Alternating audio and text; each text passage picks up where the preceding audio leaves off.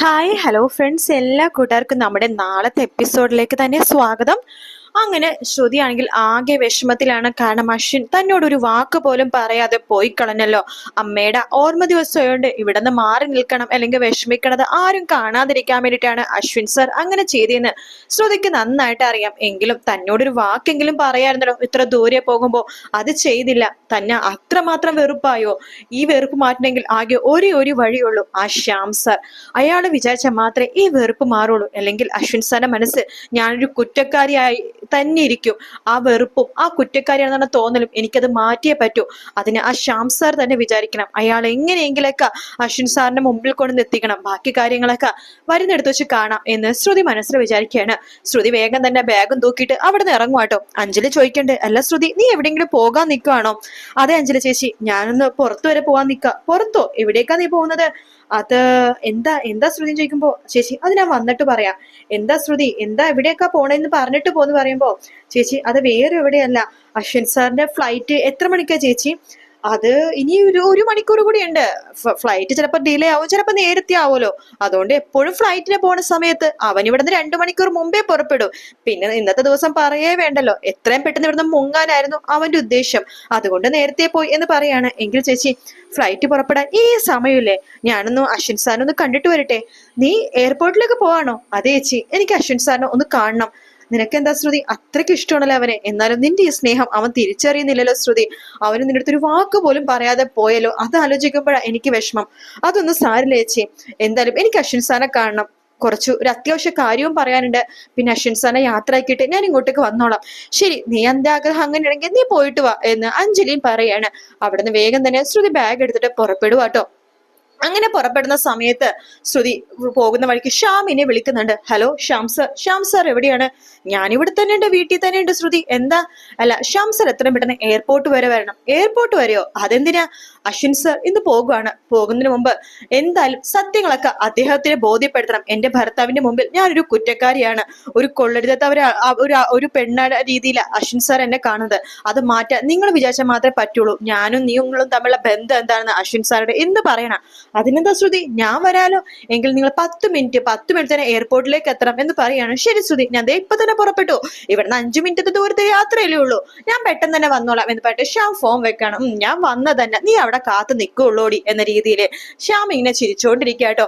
അതേസമയം ശ്രുതിയാണെന്നുണ്ടെങ്കിൽ എയർപോർട്ടിൽ എത്തുമ്പോ ശ്രുതിനെ അവിടെ അതായത് അവിടെ അങ്ങോട്ട് കടത്തി വിടുന്നില്ല കേട്ടോ. കാരണം പാസ് ഉള്ളവർക്ക് മാത്രമേ കടന്നു പോകാൻ പറ്റുള്ളൂ. അങ്ങനെ ശ്രുതിരത്തെ ഇങ്ങനെ ചോദിക്കണ്ട്, എവിടെ നിങ്ങളുടെ പാസ്പോർട്ടും കാര്യങ്ങളൊക്കെ എവിടെ ചോദിക്കുമ്പോൾ, അയ്യോ സർ ഞാൻ ഇവിടെ കയറാൻ വേണ്ടി വന്നതല്ലേ, അതായത് പോകാൻ വേണ്ടി വന്നതല്ല, ഞാൻ എന്റെ ഭർത്താവിനെ കാണാൻ വേണ്ടി വന്നതാണെന്ന് സെക്യൂരിറ്റിയോട് പറയുമ്പോൾ, ഇല്ലില്ല അങ്ങനെ കടത്തിവിടാൻ പറ്റുമെന്നില്ല, ഇവിടെ ചെക്കിങ്ങും കാര്യങ്ങളൊക്കെ കഴിഞ്ഞു, ഇനി നിങ്ങൾ പോയിട്ട് വാ എന്നൊക്കെ പറയാണ്. ശ്രുതി അവരുടെ കൈയും കാലും പിടിക്കുന്നുണ്ടെങ്കിലും അവർ കടത്തി വിടുന്നില്ല കേട്ടോ. പക്ഷെ അശ്വിൻ ഇത് കാണുന്നുണ്ട്, ശ്രുതി വന്ന കാര്യം. അശ്വിൻ ഭയങ്കര സന്തോഷമാവാണ്. ശ്രുതി എന്ന് പറഞ്ഞിട്ട് അശ്വിൻ വേഗം പുറത്തേക്ക് ഇറങ്ങാണ്. ശ്രുതി പറയണ്ട, അശ്വിൻ സാർ ഞാൻ നിങ്ങളെ കാണാൻ വേണ്ടിയിട്ടാണ് വന്നതെന്ന് പറയാണ്. അങ്ങനെ അശ്വിൻ സെക്യൂരിറ്റി പറയേണ്ട ഒരു 10 മിനിറ്റ് ഇപ്പൊ വരാന്ന് പറഞ്ഞിട്ട് പുറത്തേക്ക് ഇറങ്ങാണ്. ശ്രുതിയോട് ചോദിക്കണ്ട്, നീ എന്തിനാ വന്നേന്ന് ചോദിക്കുമ്പോ, സാർ എന്റെ നിരപരാധിത്വം ഞാൻ തെളിയിക്കാൻ വേണ്ടി വന്നതാണ് സാർ, എനിക്കൊരു 10 മിനിറ്റ് സമയം തരണം. ശരി, ഞാൻ 10 മിനിറ്റ് സമയം തരാം. അതിനുള്ളിൽ നീ നിന്റെ നിരപരാധിത്വം തെളിയിക്കാൻ പറ്റുമെങ്കിൽ തെളിയിക്ക്, അല്ലാന്നുണ്ടെങ്കിൽ ഞാൻ പോകും. പിന്നെ നിനക്കിത് അവസാന ചാൻസ് ആണ്, അത് നീ ആലോചിച്ചോ. ശരി സർ എന്ന് പറയാണ്. അങ്ങനെ ശ്യാമിനെ ശ്രുതി വിളിക്കുന്നുണ്ട്.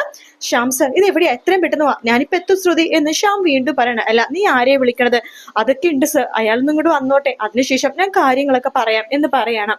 അങ്ങനെ ശ്യാം 10 മിനിറ്റ് ആയിട്ടും വരില്ല കേട്ടോ. അങ്ങനെ അശ്വിൻ അവിടെ നിന്ന് പോകുവാണ്. അങ്ങനെ അശ്വിൻ എയർപോർട്ടിലേക്ക് ഫ്ലൈറ്റിൽ കയറുന്ന മുമ്പാണ് അശ്വിനെ ശ്യാമിന്റെ ഗുണ്ടകൾ അവിടെ നിന്ന് തട്ടിക്കൊണ്ടു പോണത്. പക്ഷെ ശ്രുതിയുടെ വിചാരം അശ്വിൻ ലണ്ടനിലേക്ക് പോയെന്നാണ് ശ്രുതിയുടെ വിചാരം കേട്ടോ.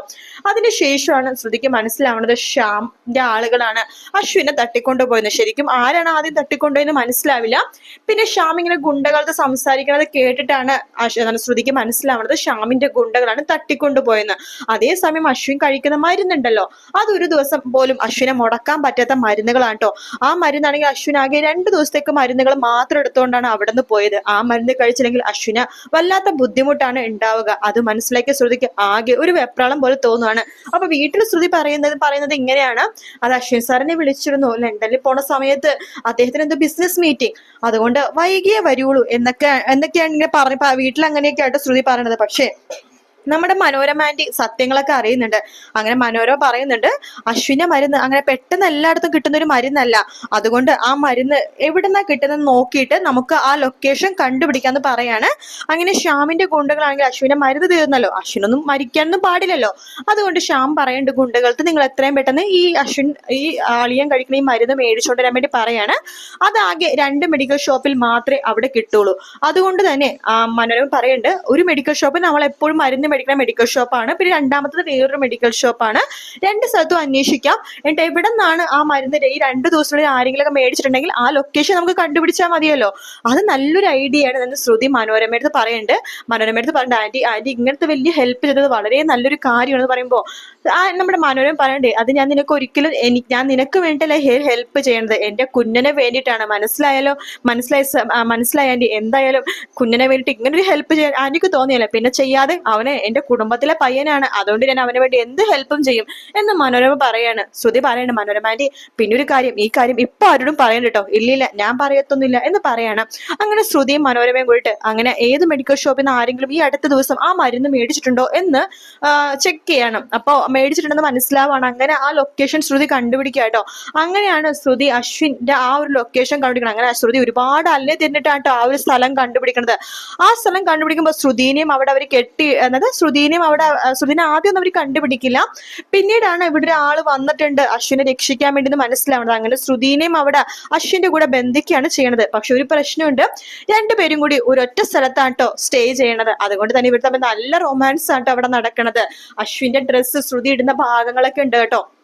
അങ്ങനെ ആ സമയത്ത് ശരിക്കും ഭയങ്കര റൊമാൻസ് ഉണ്ടാവുന്നുണ്ട്. അത് മാത്രമല്ല, അശ്വിന്റെ മനസ്സിൽ നിന്ന് ശ്രുതിയുടെ ആ ഒരു മോശം ഇമേജ് ഉണ്ടല്ലോ, ആ ഇമേജ് പോകുന്നതും ഈ ഒരു തട്ടിക്കൊണ്ടുപോകൽ നാടകത്തിന്റെ ക്ലൈമാക്സിലാണ് കേട്ടോ. അങ്ങനെ ശ്രുതി കഷ്ടപ്പെട്ട് തന്നെയാണ് അശ്വിനെ അവിടെ നിന്ന് രക്ഷിക്കുന്നത്. പക്ഷെ അതിനു മുമ്പ് തന്നെ അശ്വിനെ അവർ വല്ലാത്ത രീതിയിൽ ഉപദ്രവിച്ചിട്ടൊക്കെ ഉണ്ടാവട്ടെ. അശ്വിന്റെ മുഖമൊക്കെ പൊട്ടി ചോരയൊക്കെ വന്നിട്ടുണ്ടാകും. പക്ഷെ ഇതിന്റെ പിന്നിൽ ശ്യാമാണെന്ന് ശ്രുതിക്ക് മനസ്സിലാവുകയോ, ശ്രുതി ഈ ശ്യാമിനെ ഇങ്ങനെ വെച്ചോണ്ടിരിക്കാൻ പറ്റില്ല എന്ന് പറഞ്ഞിട്ട് എനിക്കടുത്ത് സത്യങ്ങളൊക്കെ പറയുന്നുണ്ട്. ഇങ്ങനെ ശ്യാം ഇങ്ങനെ ഒരു ഫ്രോഡാണ്, ഇയാള് ഞാൻ അഞ്ജലിനെ പറ്റിക്കാണ്, തന്നെ പെണ്ണ് കാണാനും ആലോചിച്ചും അതുപോലെ തന്നെ കല്യാണം കഴിക്കാൻ വേണ്ടിയിട്ട് തന്റെ വീട്ടില് ഒരു പെയിൻ ഗസ്റ്റ് ആയിട്ട് നിന്ന ആളാണ് ഈ ശ്യാം എന്നുള്ള സത്യങ്ങളൊക്കെ ശ്രുതി എനിക്കടുത്ത് പറയുന്നുണ്ട്. അങ്ങനെ എനിക്കും ശ്രുതിയും കൂടി തീരുമാനിക്കുകയാണ്, അഞ്ജലി ചേച്ചിയുടെ മുമ്പിൽ ഇത് പെട്ടെന്ന് അങ്ങോട്ട് പറയാൻ ആർക്കും പറ്റില്ല. കാരണം അഞ്ജലിക്ക് അത് പെട്ടെന്ന് ആക്സെപ്റ്റ് ചെയ്യാൻ പറ്റില്ലല്ലോ. അതുകൊണ്ട് ഇവര് തന്നെയാണ് ഒരു ഡ്രാമ കളിച്ചിട്ട് അഞ്ജലിയുടെ മുമ്പിൽ ഈ ശ്യാമിന്റെ കള്ളത്തരങ്ങളൊക്കെ പൊളിക്കാൻ വേണ്ടി തീരുമാനിക്കുന്നത്. അത് പിന്നീടുള്ള കാര്യമാണ്. അഞ്ജലിയുടെ കുഞ്ഞൊക്കെ നഷ്ടപ്പെട്ട് കഴിഞ്ഞിട്ടാണ് ഈ ഡ്രാമയൊക്കെ കളിക്കുന്നത് കേട്ടോ. ഇപ്പൊ എന്തായാലും അശ്വിനെ തട്ടിക്കൊണ്ടുപോകുന്ന ഭാഗമാണ് ഇനി ഈ ആഴ്ച വരാൻ പോണത്. ചൊവ്വാഴ്ച അല്ലെങ്കിൽ ബുധനാഴ്ചയോട് കൂടി തന്നെ നമുക്ക് ആ ഭാഗം കാണാൻ സാധിക്കും കേട്ടോ. വീഡിയോ ഇഷ്ടപ്പെടുകയാണെങ്കിൽ അതുപോലെ തന്നെ ലൈക്ക് ചെയ്യാനും സബ്സ്ക്രൈബ് ചെയ്യാനും കമന്റ് ചെയ്യാനും മറക്കല്ലേ. മറ്റൊരു വീഡിയോ ആയിട്ട് വീണ്ടും കാണാം ഫ്രണ്ട്സ്. എല്ലാവർക്കും ടേക്ക് കെയർ, ബൈ ബൈ.